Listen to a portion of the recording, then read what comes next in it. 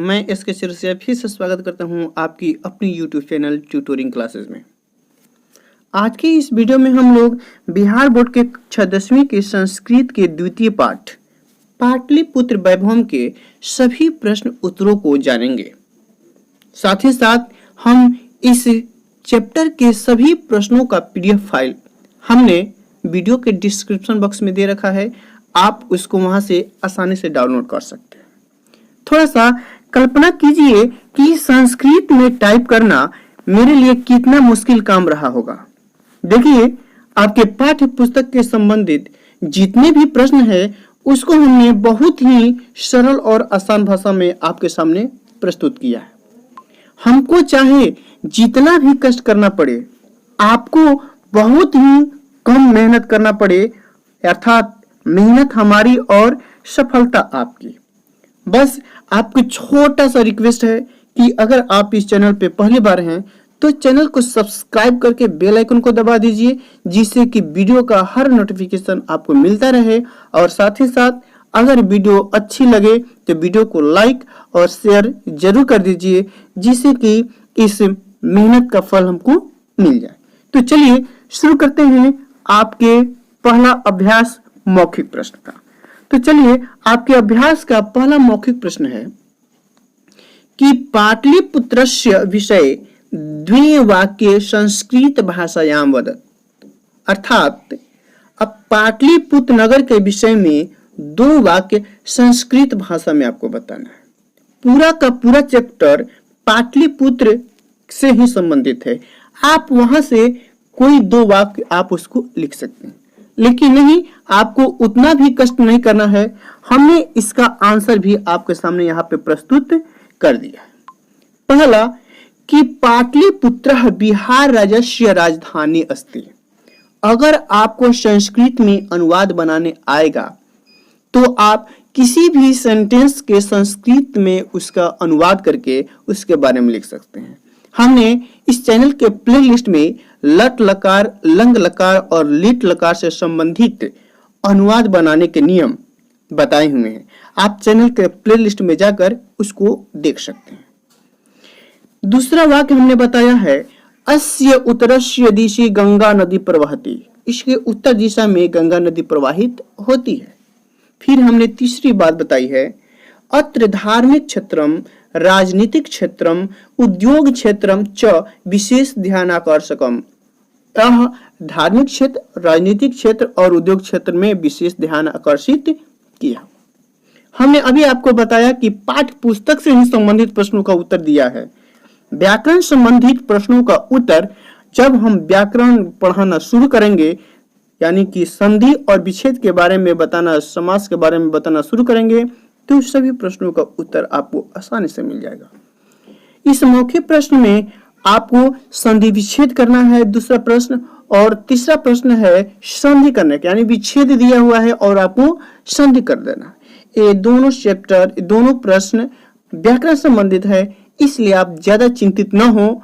अति शीघ्र आपको संस्कृत व्याकरण के वीडियो भी मिलना शुरू हो जाएगा।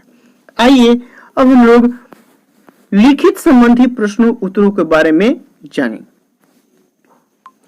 पहला प्रश्न है कूटनीताख्यम काव्य कस्य कवि रचना अस्ति। यानी कूटनीताख्य काव्य की रचना किसने की थी? तो कूटनीताख्यम काव्य की रचना दामोदर गुप्त ने की है। हमने बहुत ही विस्तृत तरीके से इसके बारे में आपको बताया है। जब हम इस चैप्टर को पढ़ा रहा था तो बताया था कि देखिए, यह टॉपिक मोस्ट इंपोर्टेंट है, लेकिन आपको कुछ कष्ट करने की आवश्यकता नहीं है। हमने सभी प्रश्न उत्तरों को आपको आसानी से उपलब्ध कराया है। अब दूसरा प्रश्न देखिए, लिखित प्रश्न में दूसरा प्रश्न क्या है उसको थोड़ा सा देखते हैं। पाटलिपुत्रम कस्य नदा तीरे अवस्थितम अस्ति। पाटलिपुत्र किस नदी के किनारे है? तो पाटलिपुत्रम गंगया तीरे अवस्थितम अस्ति। पाटलिपुत्र गंगा नदी के किनारे स्थित है। पहले PDF तो आप डाउनलोड कर ही लेंगे, पहले पाठ की बारीकी को समझिए तो आपको पीडीएफ की आवश्यकता नहीं पड़ेगी। पहले आप सभी प्रश्न उत्तरों को समझें तो आप आसानी से उसको हल कर सकते हैं। आइए ग में पूछ रहा है, चंद्रगुप्त मौर्य काले अस्य नगरस्य रक्षा व्यवस्था कीदृशम् आसीत्। चंद्रगुप्त मौर्य के समय इस नगर की रक्षा व्यवस्था कैसी थी? तो चंद्रगुप्त मौर्य काले अस्य नगरस्य रक्षा व्यवस्था अति उत्कृष्टम आसीत्। चंद्रगुप्त मौर्य के शासन काल में उस राज्य की रक्षा व्यवस्था अति उत्कृष्ट थी, मतलब बहुत ही परिपूर्ण थी। अगला देखिए, राज्ञः अशोकस्य समये अस्य नगरस्य वैभवम् कीदृशम् आसीत्। राजा अशोक के समय इस नगर का वैभव कैसा प्रतीत होता था? तो राज्य अशोकस्य समय अस्य नगरस्य वस्तुतां समृद्धं जात, मतलब अधिक सुंदर और समृद्ध दिखाई दे रहा था। फिर अगला प्रश्न है, काव्य मीमांसा नामकम ग्रंथम कह लिखत। काव्य मीमांसा नाम के ग्रंथ को किसने लिखा है? तो काव्य मीमांसा के लेखक हैं राजशेखर। कौन? राजशेखर हैं काव्य मीमांसा के लेखक। अब दूसरा प्रश्न देखिए बाबू, यहाँ पर फिर व्याकरण संबंधी अधोलिखिता नाम संधा नाम संधि विच्छेद कर। संधि विच्छेद में कुछ विशेष नियम होते हैं। अगर उस सभी विशेष नियमों को बता कर हम आपको संधि विच्छेद करना सीखें तो वीडियो 1 घंटा से 1.5 घंटा काफी ज्यादा लंबा हो जाएगा। इसलिए आप ज्यादा चिंतित न हो। आपकी समस्याएं और इस चैनल की समस्याएं हो गई हैं। आपको किसी प्रकार का भी दिक्कत हो तो आप हमें कमेंट करके जरूर बताइए। तीसरा प्रश्न है, संधि करुत यानी संधि करना, इसका भी संधि का नियम है और हमने आपको बताया कि पाठ्य से संबंधित ही प्रश्नों का हमने आपको प्रस्तुत किया है। अब देखिए चौथा वाक्य है, अधोलिखितानां पदानां स्ववाक्येषु संस्कृत भाषायां प्रयोग कुरत। यानी कि अब दिए हुए शब्दों से संस्कृत भाषा में वाक्य का निर्माण करना है। चलिए हम इस सभी प्रश्नों का वाक्य भी हमने आपको बना करके दे दिया है। देखिए हमने यहाँ पे सभी प्रश्नों का सभी वाक्य जो दिया है सबको हमने वाक्य के रूप में प्रयोग करके बताया। चलिए हम बारी बारी से देखते हैं। दिया है यद्यपि। यद्यपि माने होता है फिर भी या जबकि। तो वाक्य हमको बनाना है। देखिए, यद्यपि मोहन निर्धनः अस्ति परम ईमानदारः अस्ति। हालांकि मोहन गरीब है लेकिन ईमानदार है। संप्रति मतलब होता है कि अति शीघ्र, माने बहुत जल्द। संप्रति वयम महानगरम गच्छामः, हम लोग अति शीघ्र महानगर जाएंगे। अतियो मतलब होता है अत्यधिक। अतियो मतलब अत्यधिक। मोहनः अद्य, अद्य मतलब होता है आज। अतीव प्रसन्नो अस्ति, मोहन आज अत्यधिक प्रसन्न है। फिर अगला शब्द देखिए क्या है, महान। चंद्रगुप्त मौर्य एकः महान सम्राटः आसीत्। चंद्रगुप्त मौर्य एक महान सम्राट थे। आसीत् मतलब होता है थे। नगरम पाटलिपुत्रः अति प्राचीन नगरम अस्ति। पाटलिपुत्र अति प्राचीन सबसे पुराना नगर है। अत्र, अत्र मतलब यहाँ। अत्र आवाम संस्कृतम पठावः, यहाँ हम लोग संस्कृत पढ़ते हैं। अब चलते हैं हम लोग अपने 5वें प्रश्न की तरफ। देखिए 5वां प्रश्न आपको दिया हुआ है, रिक्त स्थानी पूर्यतः, यानी खाली स्थानों को भरे। गंगया, थोड़ा सा हम इसको जूम कर देते हैं जिससे आपको आसानी से दिखाई दे। गंगया उपरी गांधी सेतुर नाम डैश डैश महादेशस्य दीर्घतम सेतु अस्ति। अब आपको पूछा है अफ्रीका या एशिया, तो यहां पे आपका आंसर हो जाएगा एशिया महादेशस्य। माने गंगा के ऊपर सबसे लंबी सेतु का निर्माण कहाँ हुआ है, तो एशिया महादेश में। ख में देखिए, इस सभी प्रश्न का उत्तर हमने पीडीएफ के माध्यम से आपको दिया है। फिलहाल आप सभी प्रश्नों को समझें। पाटलिपुत्र नगरे प्रसिद्ध डैश अस्ति। पाटलिपुत्र नगर में प्रसिद्ध क्या है, ताजमहल है कि गोलघर है, तो ताजमहल नहीं है, ताजमहल आगरा में है, यहाँ पे गोल गृहम होगा। क्या हो जाएगा, गोल गृहम। पाटलिपुत्रस्य नामांतरम डैश डैश। पाटलिपुत्र नगर का दो नाम और है, पुष्पपुर और कुसुमपुर, लेकिन यहाँ पे कुसुमपुर दिया है तो इसलिए आंसर हो जाएगा कुसुमपुर। कौमुदी महोत्सव डैश अतीव प्रचलित। अंग्रेजों के शासनकाल में या गुप्त शासनकाल में, तो कौमुदी महोत्सव किसके शासनकाल में अत्यधिक प्रचलित था, गुप्त वंश के शासनकाल में अत्यधिक प्रचलित था। अब देखिए यहाँ पे अगला प्रश्न, पाटलिपुत्रस्य डैश दिशि गंगा नदी प्रवहति।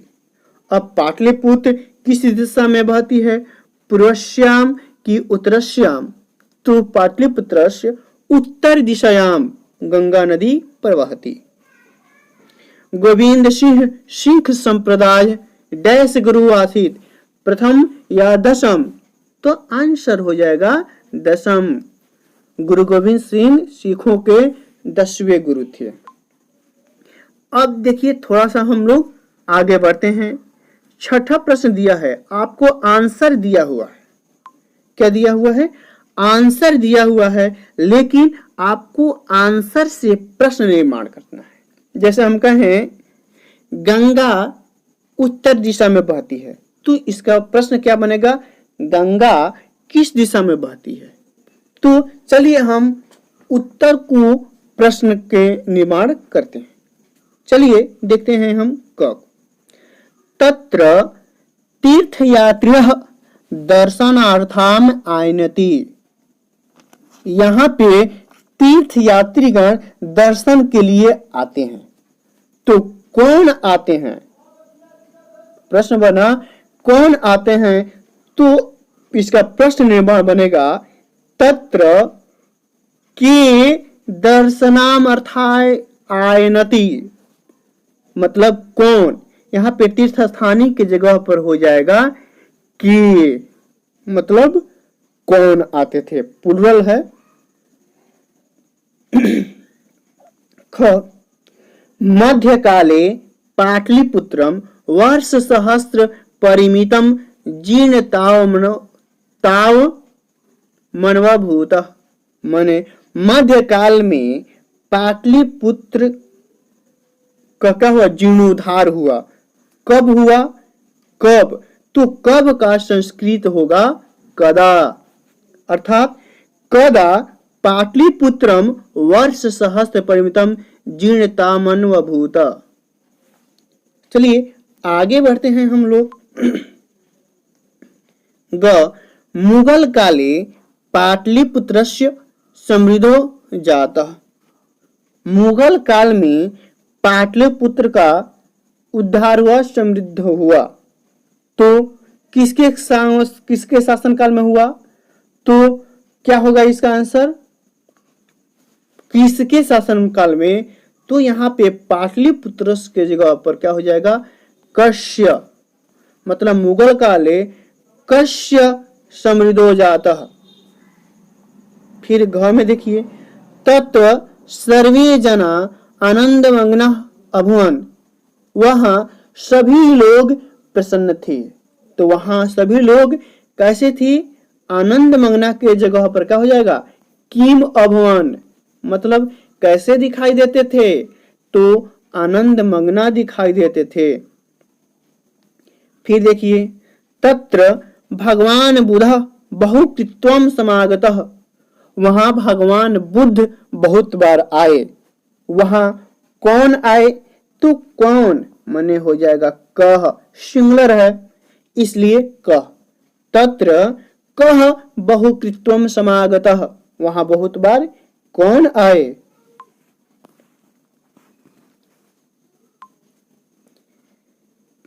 च नगरस्य शोभा अशोकस्य समय सुतराम समृद्धः, नगर की शोभा अशोक के समय अत्यधिक समृद्ध थी। तो किसके समय में थी? तो कस्य समय, यहाँ पर क्या हो जाएगा? अशोकस्य के जगह पर क्या हो जाएगा? कस्य। नगरस्य शोभा कस्य समय सुतराम समृद्धम। अब देखिए, इसको तो हम बाद में बताते हैं, लेकिन फिर भी हम सोचे कि आपको बालक शब्द रूप या कोई शब्द रूप आपको याद हो तो इसको आसानी से हम लोग बना सकते हैं। इसमें आपको विभक्ति बताना है कि दिया हुआ वाक्य किस विभक्ति में। जैसे यहाँ पर देखिए लिखा हुआ है क में, काले काले समय समय पर उत्सव भवंती अस्मा, समय समय पर। तो यहाँ पे काले काले यानी सप्तमी विभक्ति है। बालके बालकयो बालकेषु, बालके सप्तमी विभक्ति में है, इसलिए यहाँ पे काले काले किस विभक्ति में होगा? सप्तमी विभक्ति। फिर देखिए यहाँ पर है तस्य, यहाँ पे स्य लगा है, छठी विभक्ति। बालकस्य, बालकयो बालकनम, बालकस्य स्य यानी षष्ठी विभक्ति का प्रयोग हुआ है। फिर बाबू इसमें से थोड़ा सा पीडीएफ में चेंज हो गया है। अगला है यहाँ पे कौमुदी महोत्सव, यहाँ पे कौमुदी महोत्सव, महान समारोह, कौमुदी महोत्सव है, इसलिए यह भी कौमुदी महोत्सव हमारा सप्तमी विभक्ति में ही आएगा। फिर दुर्गा पूजा अवसरे, वस्वरे यानी बालके, यह भी हमारा सप्तमी विभक्ति में ही आएगा। अब देखिए इस पाठ से संबंधित 8वां और अंतिम प्रश्न। इस दिए हुए क और ख को मिलान करना है। मिलान करने के लिए आपको थोड़ा सा ध्यान देना है। आपको जरूरी नहीं है कि लाइन बाय लाइन बनाएं। सबसे पहले जो आप जानते हैं उसको आप बना लीजिए। जैसे हमने जब इस चैप्टर को शुरू किया था तो आपको बताया था पुरंदर, पुरंदर का मतलब होता है इंद्र। अब देखिए यहाँ पे पूरा इंद्र दिया हुआ ख में, यानी पुरंदर का हो जाएगा इंद्र, पुरंदर का क्या बन जाएगा? इंद्र। फिर अगला है उत्कृष्ट, उत्कृष्ट दिया हुआ है, उत्कृष्ट माने सबसे उत्कृष्ट, इसका आंसर हो जाएगा प्रकृष्ट। फिर है यहाँ पे सूताराम, क्या है यहाँ पे? सूताराम। सूताराम मतलब होता है बहुत कम, तो कम का क्या हो जाएगा? अत्यधिक।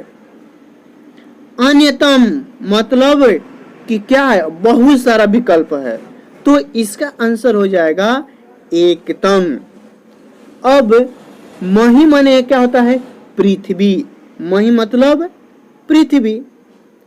आगतः यानी आगछत, जो बच जाएगा उसको अंडरलाइन कर लीजिएगा। अब समझ गए होंगे तो आप आसानी से इस सभी पीडीएफ को डाउनलोड करके इसको समझने में आपको कोई परेशानी नहीं होगी। अगर वहीं आप नहीं समझे रहते तो आपको देखिए हमने यहाँ पे इसको क्या किया है, हमने ऑलरेडी मही माने पृथ्वी, सुताराम, अत्यधिक, पुरंदर, इंद्र, अन्यतम, एकतम, उत्कृष्ट, प्रकृष्ट, सभी को, यानी मेहनत हमारी सफलता आपकी। आपको एक बार और याद दिला दें, अगर आप इस चैनल पे पहली बार हैं तो चैनल को सब्सक्राइब करके बेल आइकन को फिर से दबा दीजिए, जिससे कि इससे ही हर विषय का PDF नोट्स आपको मिलता